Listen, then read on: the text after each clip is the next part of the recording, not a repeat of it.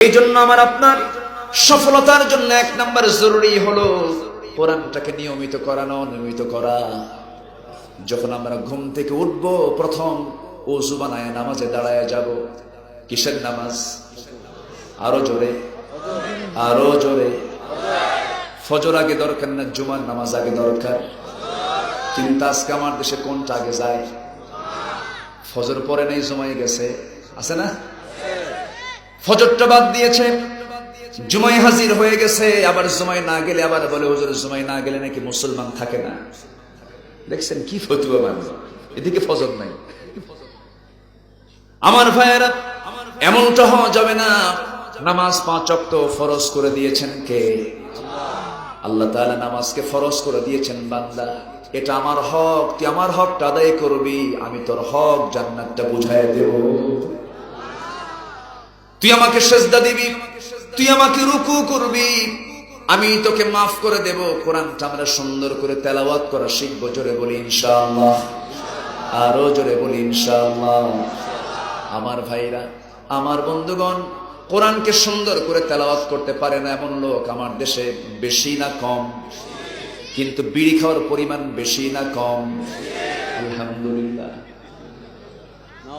ওকামে আছে, খালি বিড়ি খায়, বিড়ি খাওয়ার দোয়া আছে।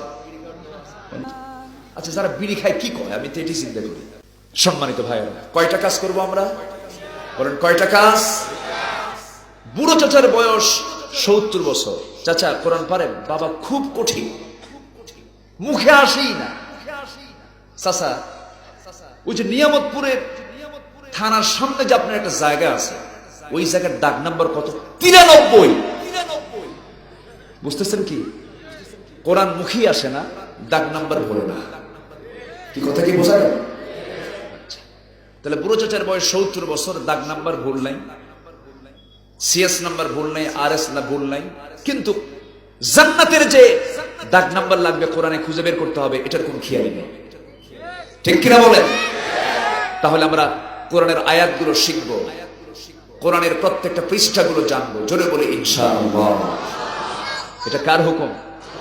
আসতে বলবেন না, কার হুকুম?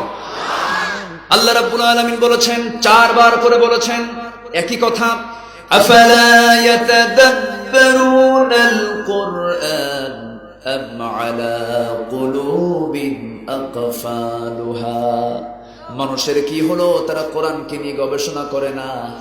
তাদেরকে দিল কি তালা মারা হয়েছে নাকি? দিল কি লক হয়ে গেছে নাকি? কোরআন কি তারা কেন গবেষণায় নিয়ে আসে না? আমরা কোরআনটা সুন্দর করে পড়বো। কি সুন্দর মজার সূরা, সবাই পড়েন কুল হুয়াল্লাহু আহাদ। সুন্দর করে কুল হুয়াল্লাহু আহাদ, জোরে কুল হুয়াল্লাহু আহাদ আল্লাহুস সামাদ লাম ইয়ালিদ ওয়া লাম ইউলাদ ওয়া লাম ইয়াকুল লাহু কুফুয়ান আহাদ। সবাইতের শেষে ডাল, সবাইতের শেষে কি? ডাল।